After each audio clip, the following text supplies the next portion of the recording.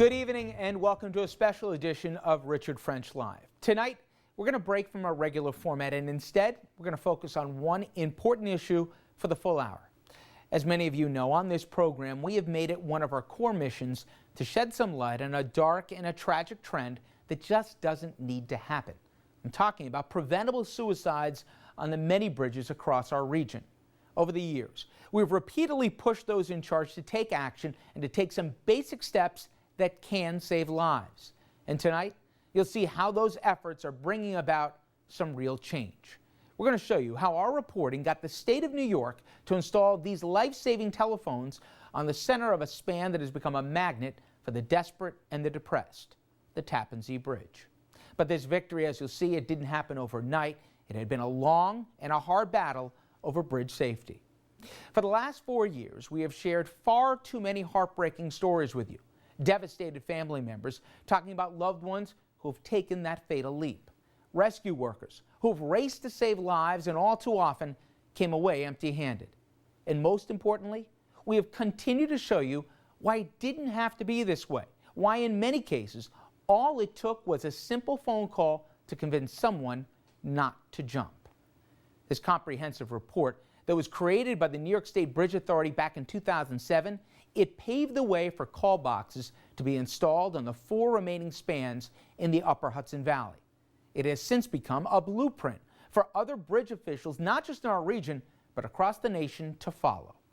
At the heart of the report, it's a very compelling statement about why these phones are so effective. It suggests that creating a human barrier is more important than putting up physical ones. The key to saving lives, put this way, quote, maintaining a human connection with a suicidal individual, the best way to ensure that person's survival. According to the same report, which used call boxes in the Mid-Hudson Bridge as a barometer, quote, between 1984 and 2006, 74 calls were made from the span and only one of those callers jumped. Of the 16 others who contemplated suicide and did not use the phones, 6 did. The fact is, simply put, the phones work. By putting suicidal people in the hands of mental health professionals on the other end of the line, more often than not, they can be tucked back from the brink. But originally, not everyone saw it as clearly as we did. Many, they were unwilling to listen or to give us answers to some simple questions. Questions like, if the call boxes work, why aren't they on every problematic bridge? In the beginning, our efforts, they were met with disinterest, resistance, even obstruction. But along the way, however, we met others who cared and proved that it did not have to be this way. It had been a long journey for us that has lasted 4 years, and Regina Orsania, the latest in a line of RNN reporters who have taken up this cause. She's here now to provide a little history lesson on how it all began. Regina? Well, that's right, Rich. When we started asking questions 4 years ago, it seemed no one had answers. Our reporters started banging on doors, and more often than not, those doors were slammed in their faces. When traditional reporting went nowhere, we tried ambushing officials where they worked and where they lived. But still, they did not want to hear what we were saying. But then we uncovered some compelling evidence that call boxes weren't just a theory, but were in fact saving lives on one bridge in New York's Hudson Valley region. While not far away, people were dying on another bridge with no call boxes. We used that to start forcing those in power to wake up. Back in December of 2006, 2 people jumped to their death off the Kingston-Rhinecliff Bridge in New York's Hudson Valley. At the time, many in the mental health profession called the bridge a target for those with a certain MO for suicide. Its location is isolated, the drop is significant, and there were no signs offering help. They stop their car and they just jump over the side. Whether phones installed there would be used is undeterminable at this point because there are no phones. At the same time, further downriver, the Mid-Hudson Bridge was being called a model for safety and suicide prevention. That span was transformed in the mid-1980s, adding barriers to the walkways and call boxes offering potential jumpers assistance and a way out. Back then, Dr. Kenneth Glad, who is still the Dutchess County Commissioner of Mental Hygiene today, told us of the dozens of people who used the call boxes on the bridge over the years, Only 2 jumped. Many called for similar barriers and phones to be installed on the Kingston-Rhinecliff Bridge. As far as lowering suicide rates by people jumping from bridges, a barrier would be one way to help. It's worth the minimal investment of signs and radio transmitters with cell technology. I mean, there are 24-hour services in the Kingston area. At least one firefighter who spent time searching for suicide victims believes a change is necessary. I was very surprised when they redid the bridge that they did keep it low as they did. I had questioned that to somebody, and they said they were kind of doing that for a scenery type thing, so it wouldn't block the scenery. Myself, I feel that a higher fence would definitely, we definitely wouldn't have lost these 2 people, I don't think. The Kingston-Rhinecliff Bridge was no stranger to suicide. Despite RNN's numerous attempts at the time, state officials were either unable or unwilling to provide a total number of jumps since the bridge's construction. Back then, the Bridge Authority refused to comment on camera, but later released this statement to RNN, saying, quote, "The authority recognizes that it has a public and moral responsibility to address the issue of suicide prevention.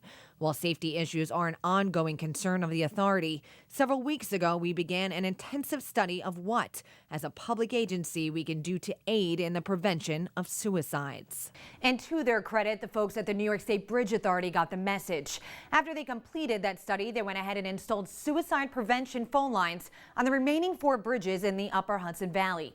And today, the Bear Mountain Bridge, the Kingston-Rhinecliff Bridge, the Rip Van Winkle Bridge, and the Newburgh Beacon Bridge all have them. Rich? All right, Regina, we got a couple of years now to have a sample since the call boxes were installed. Are they working? Well, simply put, yes. Out of the amount of people that have picked up that phone, which has been 6 since they've been installed, none of them have jumped. So that's 6 lives saved. Thank you very much, Regina. So after the suicide prevention call boxes were installed, a shocking thing happened. Some of the very officials that thought we were a thorn in their side, they actually did an about-face and awarded us for pushing for change. Now, we were honored by the State Office of Mental Health and others. The press can oftentimes be perceived as a nuisance. And while we can differ on any given day on the tone and right time to talk about subjects, the press correctly does not allow us that luxury. WRNN played an important role in highlighting this issue. I credit WRNN and Richard French in particular for giving light to this very dark issue and spreading the word to others that there are things that can be done and there is hope for those suffering from depression. Since this program was implemented in the spring, 3 lives have already been saved due to this successful effort. I am pleased to tell you that our combined efforts have already resulted in other authorities and agencies taking steps to implement similar programs. And while suicide prevention is a major public health challenge, it needs to occur on a human-to-human basis. Richard French III and his co-workers from RNN TV probably hoped, but had little idea of the real-life impact their series on suicide would make. By putting a human face to a news story about a jumper off a bridge, Richard and RNN TV showed the region that there is an individual behind the soundbite, a life and a story behind the news clip. The Mid-Hudson Bridge, more than 23 years ago, installed a pilot program, and the idea was if it worked, it would be on all the bridges. They found out that in an over 20-year period, there was almost a 50% decrease in deaths. So we started asking more. We met with all due respect, the real heroes, people not just in law enforcement, who literally save people right there, but also people on the other end of the lines. We spoke to mental health professionals who literally talked the person off the edge of a bridge. And with all due respect, I can't thank you enough for this honor, but as much attention as we've brought, those people do that, and they told me that this works. So we said, why not everywhere? And for a variety of reasons, and through a lot of headaches along the way, we never got a compelling answer. It was right there. 20 years, the promise was if this worked, it should be everywhere. It is. Or is getting there, I should say. Coming up next on RFL's Battle Over Bridge Safety Special, we're going to show you how we took our fight further down the river to the Tappan Zee Bridge, a span with a reputation as a magnet for suicides. we work to put this problem on the radar of those in charge. Please stay with us.